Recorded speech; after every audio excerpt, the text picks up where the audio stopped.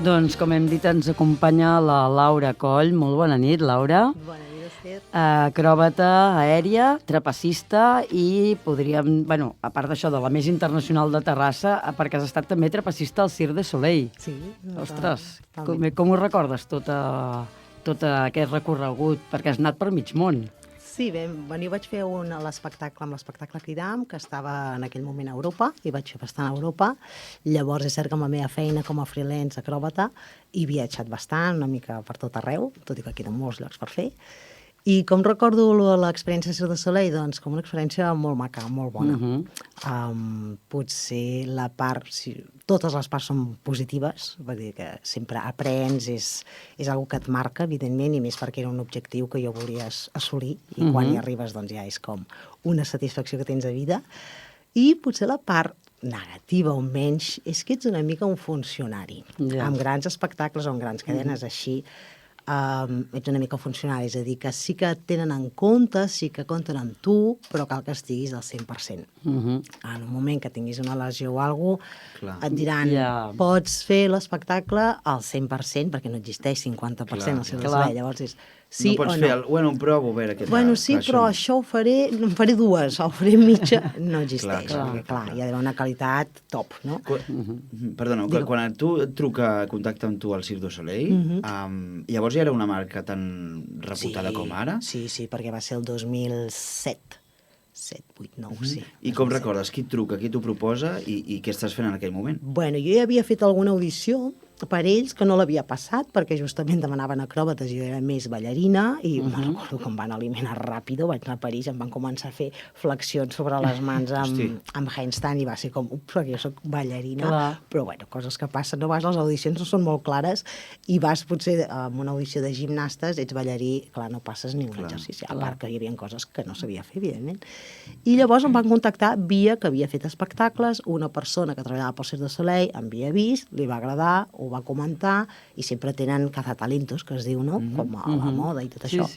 I va ser a partir d'aquí que em van proposar de ser cover de l'espectacle Cridam. Clar, però tu, llavors, en quin moment tu comences a fer acrobàcies aèries, diguéssim? Quin és el moment en què comences? Sí, en el meu cas va ser una mica per atzar, com les coses més bonites en la vida, no? Que crec que sempre venen per atzar, sense buscar-les. I era que jo era ballarina, he fet l'Institut del Teatre, estava en companyia de dansa, ballava, vaig estar durant 10-12 anys ballant, i un dia una col·lega de dansa em diu, estic fent trapeci, això et parlo de siglo pasado, 1998, que queda muy lejos, que vergüenza, aleshores. I em diu, estic fent trapeci, dic, trapeci com en los circos, diu, no, trapeci, perquè hi ha el trapeci grab volant, el balant i el fixe, i ara el trapez dens, són diferents punts d'anclatge, etc.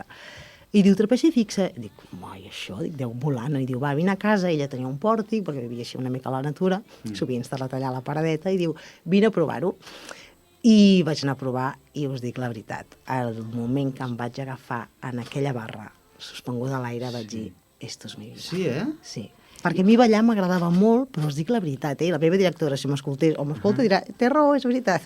Quan jo ballava dansa clàssica, flamenc, etc., acabava les actuacions, que viatjàvem i tal amb la companyia, i sempre em deia la meva directora, que es diu Berta, a l'època em deia, què tal, Laura, com l'has sentit l'espectacle? Bé, dic, però em molesta el terra.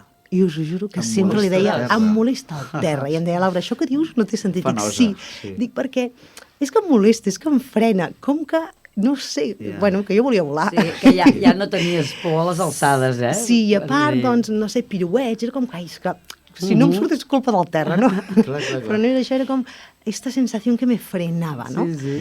I clar, quan vaig escriure trapeci, us dic, va ser com, la il·luminació va ser com, buah, això és la meva vida. I llavors d'aquí vaig anar estava a França fent uns espectacles de dansa i unes classes, i hi havia una companyia de circ al costat de Châteauroux, que és el lloc on estava. I van dir, si voleu venir-vos a entrenar, veniu. I jo vaig dir, doncs aniré a entrenar. Van fer, això va ser el mes d'agost, van fer una audició pel mes de setembre i van dir, si voleu venir com a ballarines, jo vaig dir, va, sí. Total, que en aquesta audició, que jo no pensava quedar-me en el circo, perquè era circ modern, però, és a dir, amb caravanes, chapitó, no hi havia animals, però era en plan caravanes i tal, circaciense. Però jo estava en modo dansa. I llavors em van dir, vam acabar l'audició, que eren 15 dies, perquè hi havia cursets, estajos, workshops, de tot, I el director tenia que triar, érem 50, i tenien que triar 3 persones. I una de les 3 em va triar a mi. Clar, i mi vida canviava completament. Totalment, Era anar allà, deixar la dansa i posar-me en el món del circo, viure en una caravana. Quant temps? I anar a voltamunt, no? Això va... Quan fèieu aquestes gires, quant temps podies estar? Després amb el circ. Amb el circ vaig estar-hi un any. Un any sencer, eh? Un any sencer, completament nòmada. Sense passar per casa. Sí, no, a casa ho vaig deixar perquè em vaig liar la manta, com diuen, la manta al cap, i jo estava en companyia, tenia la casa, el novi, el perro i el cotxe.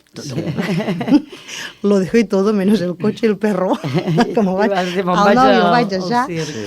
I vaig deixar la companyia de dansa a la meva casa i vaig dir, doncs me'n vaig amb 4 coses, perquè clar, tenia una caravana com aquesta habitació, i aún més pequeña.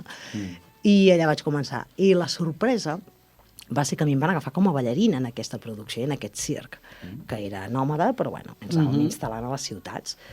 I quan vaig arribar em van dir, vale, tu a part de ballar i tal, el teu personatge faràs teles aèries. I vaig dir que faria què? Aquelles robes que, clar, només es havia vist a l'espectacle Kidam, justament, que havia vingut a Barcelona en el 1999, crec que va venir, i estava en torner per Europa, una altra vegada, que llavors va ser quan vaig fer jo més tard. Doncs em van dir faràs teles, i jo dic, jo no he fet mai teles, no sé què és, jo no sé què ser. Però són les teles, no? Això sol funcionar així, sense saber si et donarà veu o no a tu, això? No, en aquest cas va ser així i normalment no, i menys, aviam, en companyies petites potser sí que et diuen, bueno, va, doncs treballa un número de, jo què sé, de jonglerie, de, com es diu, malabars, però no, a grans companyies, tu ets especialista en allò, comporista, no et faran fer monocicles si sóc acròbata, impossible. Però en aquest cas va dir, el Ramon, que era el director, bueno, que és, va dir, tu faràs teles aèries. I dic, jo no l'he fet mai, i em diu, tens 4 mesos. I aquí va ser el gran challenge. Què hi ha? Aviam, el trapeci, que seria el que hem vist a les Cordes pel·lícules, normal. I una barra de ferro. Llavors, les teles...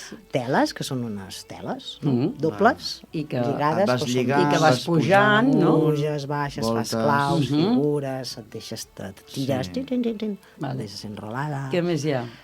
Els straps, que són com unes cintes, com si fossin, saps els cinturons de taekwondo, unes sangles, es diuen sangles, els straps, i que tenen al final com una anella, amb una anelleta, tu poses la mà i tanques. I és més gimnàstic, seria una mica el més a prop de la gimnàstica esportiva, com les anelles. És un treball, ja la part artística, però hi ha molt treball de gimnasta. Les planxes... Més de força, potser de braços... Que hi ha artístic, girant i tal, però és com la massa a prop del que seria la gimnàstica olímpica, tipus anelles, sí, anelles. Llavors hi ha l'aro, que és un cercle, la lira o aro, en diuen, el màstil, que és com un pole dance. El pole dance és com el més petitó de l'aeri, si es pot catalogar d'aeri, perquè clar, són 3 metres el pole dance, no? I és més ball exòtic, etc. Llavors, en els aeris hi ha el trapeci, l'aro, les teles, la corda, els straps i el màstil. I el màstil és com un pole dance, però de 6 metres, i més gruixut, té un diàmetre així, més o menys. I no és de latón, Lleutó. És de cautxó, està revestit com en plàstic, no és plàstic, com una goma. I quants metres has pujat tu amunt? Quina és l'alçada més alta? El número que has fet amb més alçada. 13 metres. 13 metres. Va ser un evento que normalment es treballa 10, 9, almenys jo he treballat sempre 10, 9, o bé 6. Això perquè ens fem la idea, és un 5è pis, perfectament. Sí, perquè 10 metres són un tercer, més o menys. Sí. Esto lo tengo calado. I des d'allà dalt què? Com ho veus? Veus la gent petita. Realment veus la gent ja petita. Perquè jo, clar, jo que estic més acostumada, quan veig les alçades així, les sé veure, però quan estic a dalt sé perfecte quants metres hi ha. Clar, ja tinc l'ojo, no?, des d'arriba. I a més sortia de dalt, que normalment no tens accés per dalt, tu entres i al públic, al teatre, el que sigui, tu entres per terra i vas pujant i fas. En aquest cas era com una sala d'eventos grandiosa que a dalt es podia obrir, vale? Un fals techo, hi havia tota la maquinària i tal. I s'obria com un fals sostre i jo sortia d'allà. És a dir, jo tenia la tela, la gent estava, era una cena espectacle, un sopar espectacle, la gent sopava i un moment donat començava el meu showtime, i jo tirava la tela i d'aquí baixava. Ostres. Creieu-me que quan estava dalt pensava, aquí ja veig la gent petita i les taules les veig com petites. I no hi havia el moment aquest de I si me la foto? O sigui, està tan controlat que dius, és que no és impossible. No, no és que està controlat, és que jo hi he après, i això és una que potser un altre dia en parlarem, del que t'aporta mentalment, no? I emocionalment una feina com aquesta, com moltes d'altres, m'imagino, no existeix. No hi ha la por. Sí que hi és, sempre hi ha Respecte. el respecte, Respecte. totalment. Hi ha un respecte, una prudència, justament la gent que a vegades pot tenir accidents o cauen a funambulistes o el que sigui, o se van, és perquè potser han perdut el respecte a la disciplina que es diu, que ja lo tengo más que sobrado. Sí. No. Sempre has de tenir sempre estar atent mentalment, perquè a més la ment ja sabem com és, i a vegades fas coses que no has de fer, i sempre has d'estar com si fos el primer dia, és a dir, molt present. Clar, és una que t'ensenya molt a estar en el moment present, no només mental, emocional i físicament, sí o sí. I llavors jo vaig aprendre des del primer dia, a part que em fascinen les altures, perquè si no no ho podria fer, vaig aprendre a dir no existeix. És a dir, la meva frase, quan algú em diu i no has caigut mai, dic, no, està prohibit per l'univers. No es contempla, no? L'opció de... L'univers m'ho prohibeix. Clar. És com no rotund, no entra dins meu. Clar, jo a mi el que em fascina d'això, sempre que he vist algun espectacle d'aquests amb cert risc, em plantejo, clar, la preparació per això, sobretot per fer estem parlant de que fas unes acrobàcies aèries a 13 metres sense protecció. Normalment és a 9-10, això és excepcional. Doncs mira, 9, te'n fa. Bueno, és igual, a veure, metro amunt, metro avall, aviam. Perdona. O en els teatres, sí, en un teatre, el que veu el públic són 6 metres. Clar, a mi el dubte que sempre penso és com es deu preparar aquesta gent, quantes hores deu haver-hi al darrere, quantes proves... Clar, quants assajos generals, perquè una cosa és que tu facis el mateix número, poder a 3 metres, per veure com anirà tot, però, clar, ha d'haver-hi algun assaig general de que tu, abans que hi hagi públic, tu et puges a 13 metres a fer-ho. Evidentment, sempre fem l'assaig general a la sala on hagis d'estar, o en el chapitó, el que sigui, evidentment, sempre hi ha o l'italiana, com un espectacle de dansa, no? L'italiana, el general, etc, la de llums, la de so, però abans, és a dir, ja t'entrenes amb les condicions reals, és a dir, no t'entrenaràs només a 3 metres, i llavors el dia de l'espectacle, vinga, tinc 10 metres. Clar. No, perquè és evident, quan tu t'acostumes a treballar, per exemple, a la sala nostra, no? La sala que tinc, doncs la gent puja més o menys a 3-4 metres. I a vegades dic, no, avui fins dalt, 8 metres. La sala fa 8 metres i mig, doncs 8 metres. A la que passen dels 3 metres, com ja comencen... No, és que d'entretenir... Això és la ment, la zona de confort de qualsevol cosa, no? Bueno, la novetat també d'Austri. I has de com anar desafiant a la ment dia a dia. Dia a dia. Llavors és molt entreno de força, evidentment, perquè necessites força a tot arreu. Braços, esquena, abdominals, tot. Tècnica i mente... És molt mental, encara que no ho sembli. I pot anar també combinat, o sigui, per fer aquest tipus de trapezi i això, amb la ioga?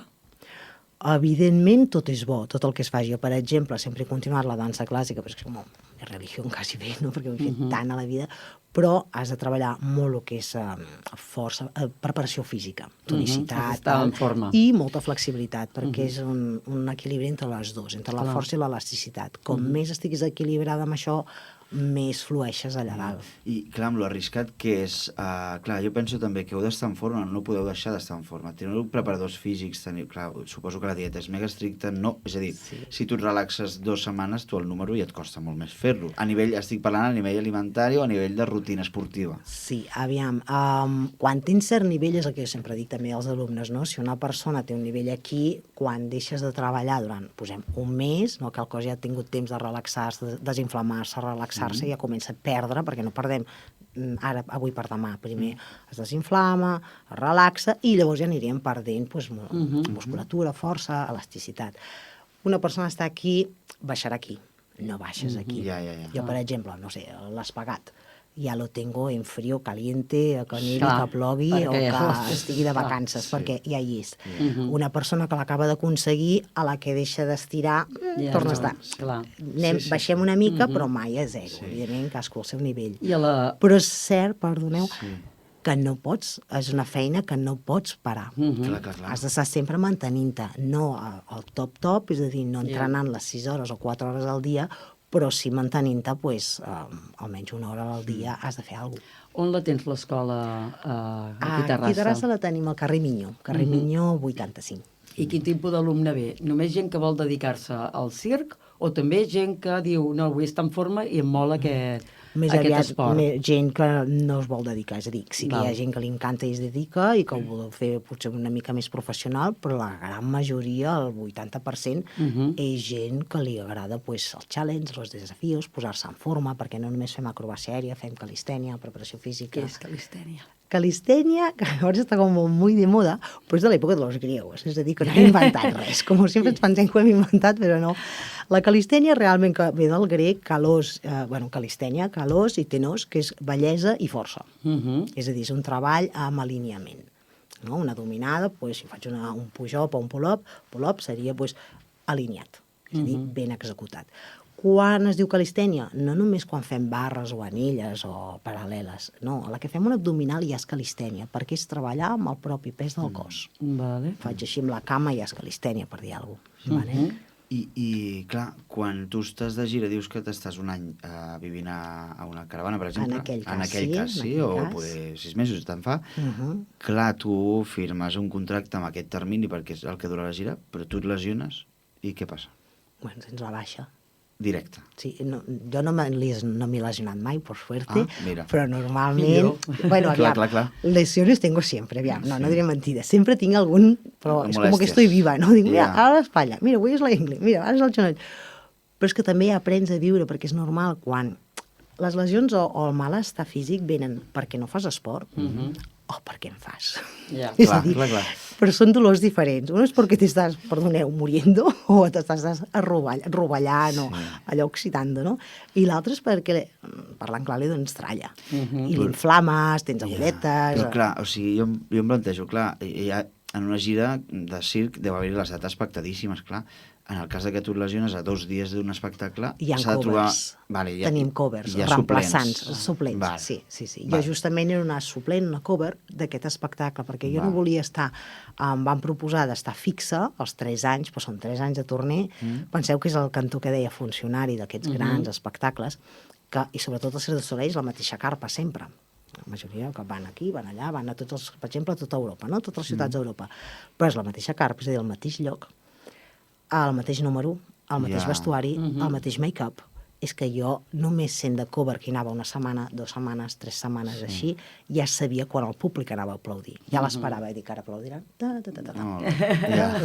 Perquè, clar, ja és com... Perquè sempre... Llavors, és molt maco, però a mi aquesta part funcionària, sobretot amb un artista, és com que te mata l'alma d'artista. Perquè ja no crees, ja és que quasi ni ens calentàvem. Fèiem una mica així, i alguns amb el piti, perdoneu. Sí. Això, ui, em toca a mi, va, en 3 minuts estic a l'escenari. Per què? Perquè, bueno, és com vosaltres, no? Cada dia feu el programa, doncs és això. Llavors, a mi aquesta part és la que no m'agradava.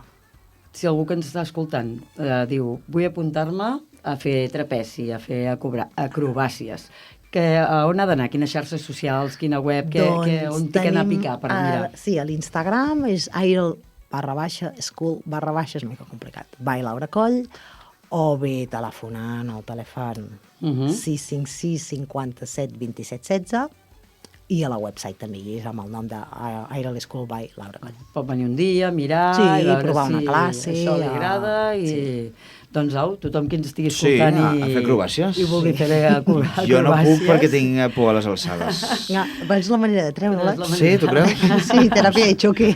Uau, molt risky. De xoque... De xoque, com de xoque, ja veuràs tu, com de xoque. Laura, moltíssimes gràcies per acompanyar-nos aquesta nit i per explicar-nos totes aquestes coses de trapezi, que crec que ens ha faltat temps. No havíem tingut mai cap entrevistat sobre això. Vull dir que moltes gràcies, Laura. A vosaltres, gràcies.